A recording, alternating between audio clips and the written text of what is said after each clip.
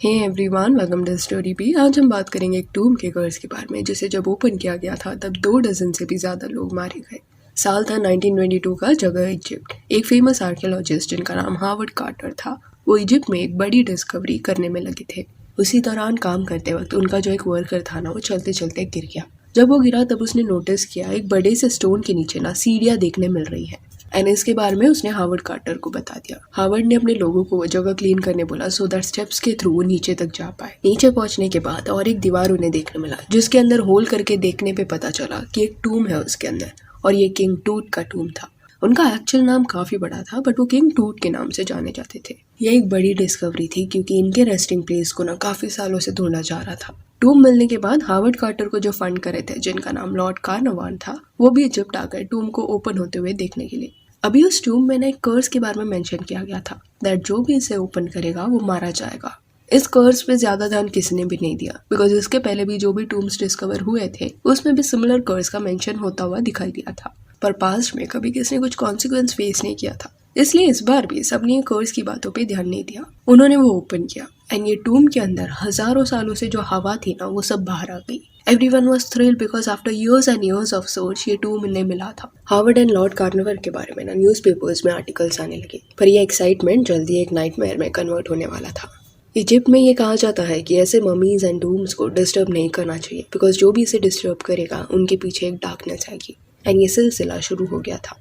Lord Cornwall टूम की discovery के कुछ दिन बाद शेव कर रहे थे एंड उनके फेस पे एक मॉस्किटो बाइट था। शेव करते वक्त वहां पे उनका एक कट आ गया जिसके बाद वो बीमार पड़े। हॉस्पिटल में जब ही वॉज एडमिटेड तब पता चला कि उन्हें ब्लड पॉइजनिंग हुआ है एंड वो मॉस्किटो बाइट एंड कट के चलते ही पास्ड अवे। देन बारी थी सर ब्रूस इंगम की। हावर्ड कार्टर ने सर ब्रूस को ना एक गिफ्ट दिया था जो एक ममीफाइड हैंड था एंड उस पे ब्रेसलेट था जिसमें ये लिखा हुआ था curse be he who moves my body. ये गिफ्ट मिलने के कुछ ही दिन बाद सर ब्रूस के घर में ना आग लग गई and he connected the dots, जिस वजह से ये मम्मीफाइड हाथ उन्होंने फेंक दिया। पर ये घर जो डिस्ट्रॉय हुआ था ना, उसे जब फिर से बांधने की कोशिश की गई तब उस समय फ्लड आ गया था तो वो घर वो बांध नहीं पाए। देन जॉर्ज ए गुड की बारी आई। 1923 में he went to the tomb site and immediately after going there he fell ill and then passed away.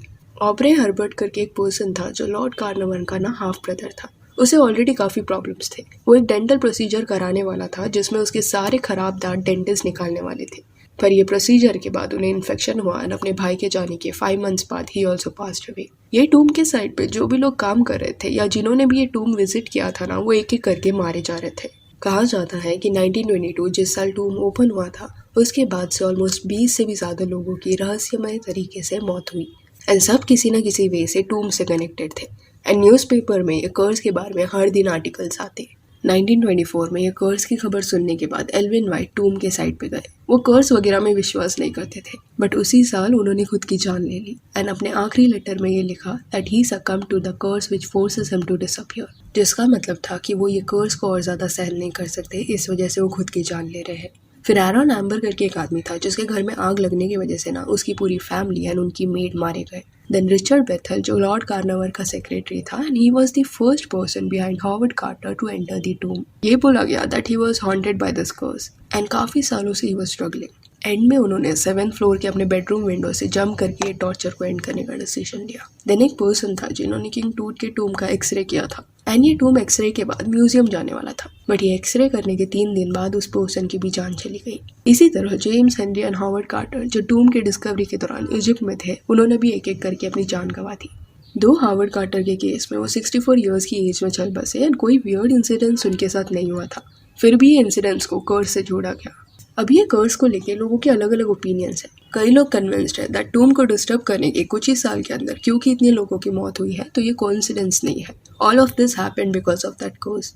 But कुछ लोगों ने ये भी एक्सप्लेनेशन दिया है कि ऐसे टूम्स एट टाइम्स 3000 ईयर्स से भी ज्यादा समय के लिए बंद होते हैं एंड जब इसे ओपन किया जाता है तो इसके अंदर से जो हवा बाहर निकलती है उसमें काफी डेडली बैक्टीरियाज हो सकते हैं, जिस वजह से जो भी लोग ये टूम के आसपास गए उनकी तबीयत खराब होने लग गई थी एंड वो मारे गए। एंड वो लोग जिन्होंने अपनी जान लिया एंड अपने आखिरी लेटर में लिखा कि वो कर्स्ड है, वो लोग एक्चुअली न्यूज़पेपर्स में जो डेली कर्स के बारे में लिखा जाता था ना, उसको पढ़ पढ़ के अफेक्ट होने लगे थे एंड उनका मेंटल स्टेट डिस्टर्ब हुआ था। कोई कर्स नहीं था बट उन्हें लगने लगा था कि कुछ तो उनके साथ बुरा हो रहा है बिकॉज रोज वो उसके बारे में पढ़ रहे थे। ये टूम की डिस्कवरी के बाद कई सारे वर्कर्स जो इजिप्ट में तभी मौजूद थे, एम्प्लॉयज, ओनर्स की जान चली गई थी एंड ये सिलसिला तब तक चलता रहा जब तक उस मम्मी एंड टूम से मिले सामान को ना म्यूजियम में नहीं रखा गया। It is a scary tale and जिन्होंने ये चीज़ें महसूस की हैं, जो ये डिस्कवरी में इन्वॉल्व थे, वही एक्चुअल में बता सकते हैं कि उन्होंने क्या एक्सपीरियंस किया था। सो yeah, that's it for this video. Do let me know ये कर्स के बारे में आपका क्या कहना है। And if you want you can follow us on Instagram, जिसका लिंक आपको डिस्क्रिप्शन में मिल जाएगा। और ये वीडियो अच्छी लगे तो लाइक एंड शेयर करिए और ऐसे और अपडेट्स के लिए चैनल को प्लीज़ सब्सक्राइब करिए। Thank you.